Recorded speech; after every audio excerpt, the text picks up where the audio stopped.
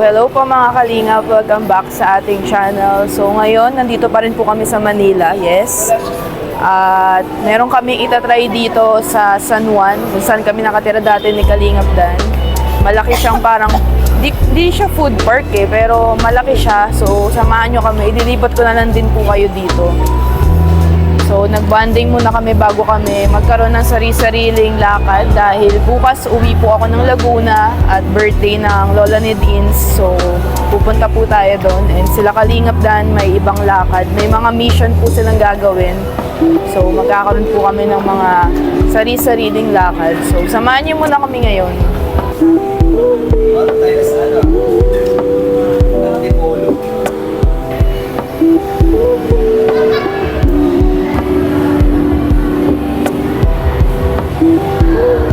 Ganda dito guys, oh. Meron siyang photo booth, parang sa Taiwan din. So, madami pong mga kainan dito, iba-iba. Tapos, ganito ang itsura niya sa loob. Meron din siyang labas, alam ko, na pwede natin pagstayan or tambayan. So, naghahanap kami ngayon. Ito yung ibang option guys, sa may baba. Yung mga kainan dito. Anong basa dyan, Yabet? Tamagugo. Tamagugo daw. Tamagugo? Uy, parang ang sarap ng tamagugo. Tamagugo. Ang sarap, guys.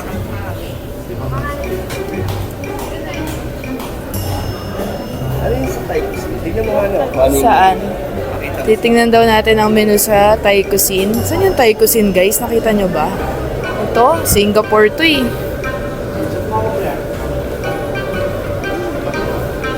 Pakita natin sa kanila ang mga prices para kung may gustong pumasyal, familiar na sila. Anong Thai Cuisine ang sinasabi ni Kalingap Dan? Wala naman.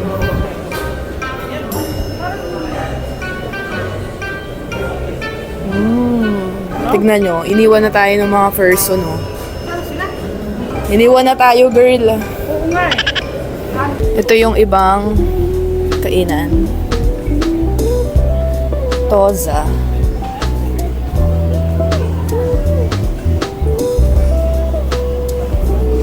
Try natin tong pizza, guys. Order tayo.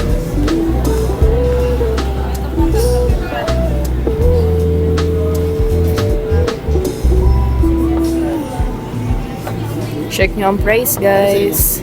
Order muna tayo. Wait lang. So, nakabili na kami ng mga pagkain ni Mama Gemma. At sa drinks naman tayo ngayon, guys.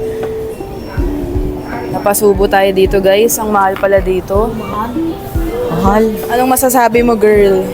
Nakakagulat po yung presyo. So, ito na yung ibang pagkain natin, guys. Chicken karaage kay Yayabet. Tapos, stir fry na mushroom noodles. Tapos, grilled pork belly. At ito yun sa akin, sukiyaki something. So, may pizza pa po. And itong shake. Si Yayabet nagugutom na. Si Kalingap na order pa yata doon ng chicken. Tapos may pasta sila ni Jenny. Si Mama Gemma yun, guys. Ito na ang pizza, guys. Pa-square yung slice. Ayoko nga, hindi pina-square. Kalimutan yan. Margarita na pizza. Tapos na ang si Mama Gemma kumain. Nakakutog na ako.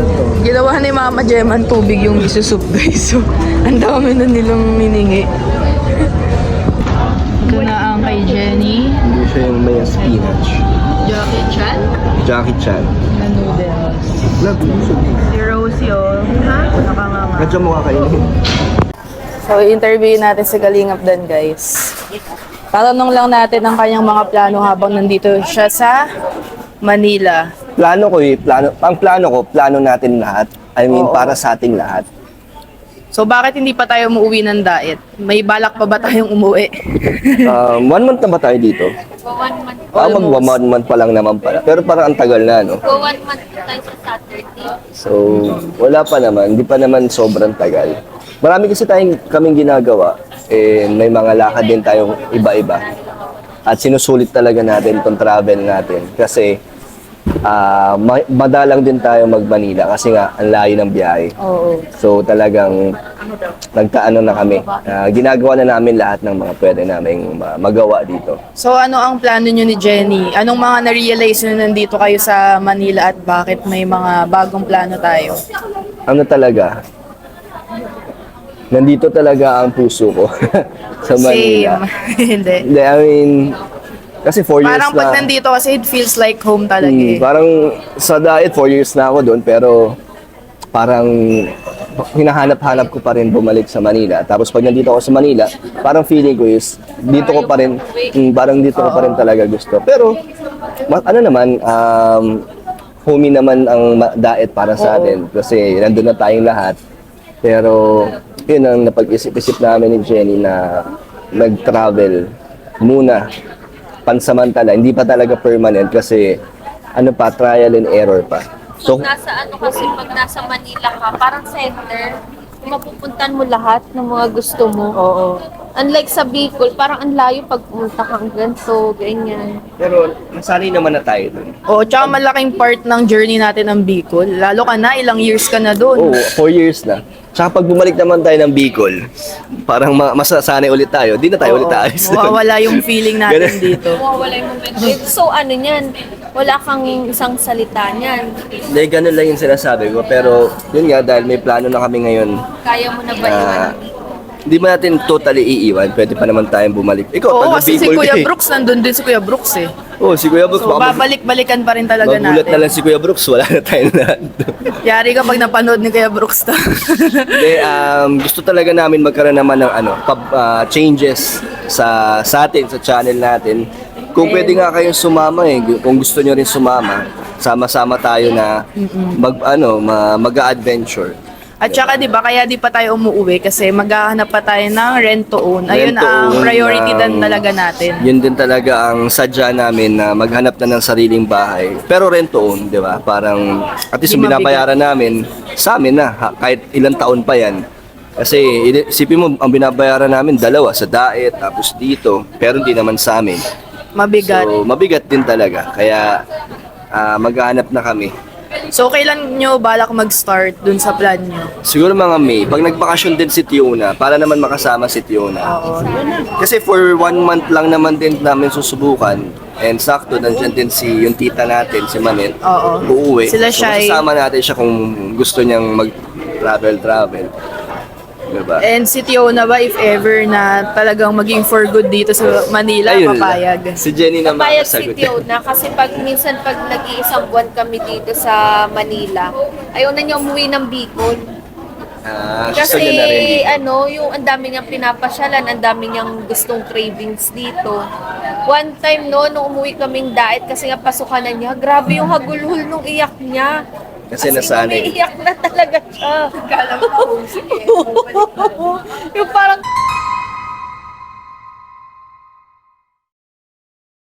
kala mo parang babalik ka na naman back sa lungga ko. Gusto daw niya magtagaytay kaso na-school. May school daw siya, mga ganyan. So, yun. Oo. Lalo na dito kasi mawiwili siya kasi madami siyang mapupuntahan, mapapasyal. Pero, syempre, hindi naman, kung sakaling titira na tayo, lilipat, hindi naman araw-araw madalas aalis tayo. Hindi, Okay hindi lang sa ko kanya yun. sabihin, hindi naman yung lagi araw-araw aalis. Yung kumbaga yung may deliver, yung may food siyang cravings. Unlike na, Pagkain talaga. gano'n. Oo. Limited lang. So, okay din kay Tiona. Saan mo balak pag-aralin si Lucy sa Daet o dito sa Manila? Saan mo mas gusto? Siguro kung saan tayo magiging magkakaroon ng sariling bahay, kung saan tayo bibigyan ng maayos na maging stable tayo doon kasi mahirap din pagpalipat-lipat. Kaya ngayon habang bata pa si Rosie, nag-travel na tayo ng kung saan hindi pa siya mahihirapan, hindi pa tayo mahihirapan kay Rosie. So, gusto ko lang, yun yung plano namin ni Jenny, na mag-explore sa ibang lugar naman. Tayo, sama ba kayo? Siyempre gusto namin. Pero depende pa din yun sa ating mga budget tayo. Hindi, syempre, kaya nga tayo sama-sama para mas makatipid dahil hati-hati tayo. Tapos, syempre, hanggat kaya pa natin mag-vlog, di ba? Ganun yung gagawin natin. And business sana. Kailangan din kasi natin ng stable talaga. Na income. Ganun talaga. Hindi man tayo syempre aasa lang ng aasa dito sa YouTube. Lalo na, So, ano tayo, sure na sa Santa Rosa, kuha tayo ng unit sa Tagaytay. Papa Airbnb. Oh, yung mga pwede yun, yung ganong business na, work din naman tong YouTube natin. Pero oh, pero mahirap siya maging main source of income or maging isang ano lang. Kasi hindi nga natin hawak ang ang views natin. naman ng vlogger, ups and downs talaga. Kaya nga, so part naman yun, pero tuloy lang, di ba? Pinakamamimiss mo sa dahil kung sa Siyempre lahat ng mga nakasama natin doon ng 4 na taon, talagang, oo, isa na yun si Papa Joms. Ang buong kalingap, mamimiss natin yan. Kalingap rap. At ang mga kaibigan natin doon sa sa diet. And, Hindi pa naman sure. Baka oo, makapag-Kuya Brooks. oo nga, baka mamaya mag-live na si Kuya Brooks, aalis na tayo. Hindi, wala pa, plano pa lang naman. Ganon yung this year yung mga gagawin natin. Ayun lang ang ating pangako. May dalawang thunderbolts natin. Go lang, kahit saan. Yan alam mo sagot ni Mama Jem. Dalaan ang gusto ni Mama Jem. Go, kung saan kayo masaya. Ano ang sagot ni Mama Jem? Tama po ba?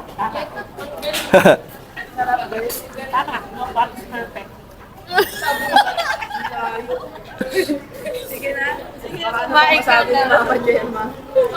Tapos na tayong kumain guys at naglilinis na sila. Magte-10 na so magsasara na din po ito.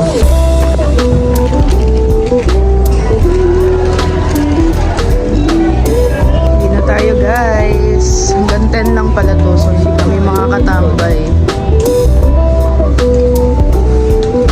Busog ka girl? Yes, busog na busog. Sabi niya, ate. Ano masasabi niyo sa pagkain namin? Sabi ko, masarap po, yummy, delicious. Wow. Hindi lang tinanong ako ni ate. Sa pizza. Mabait sila kaso lang mabagal ang serving. Tagalan ha? Kasi dumami yung bumibili. Ah, Isa sabi lang ko, kasi ang sige. chef nila ngayon Oh, sabi daw. ko, okay lang. Ay, parang doon sila ni Eric. Oo, B1, B2. Sabi ni Mama Gemma, okay lang. Ha? Yung may dila ni ano. Hindi niya gets yun. Hindi na kilala. Di ba Facebook ni Mama? Pang matanda Facebook niya. Ayun, Ay, hindi pa. Gulat na gulat, girl. Malakas. Nawala sa ano. Pala. Kala mo tako. Kasi na, parang ang laki ko sinusalamin eh. Let's go, ayan na. Yan na. Ito ba yun? Oo, yan na. Isa lang yun. Halika na, no?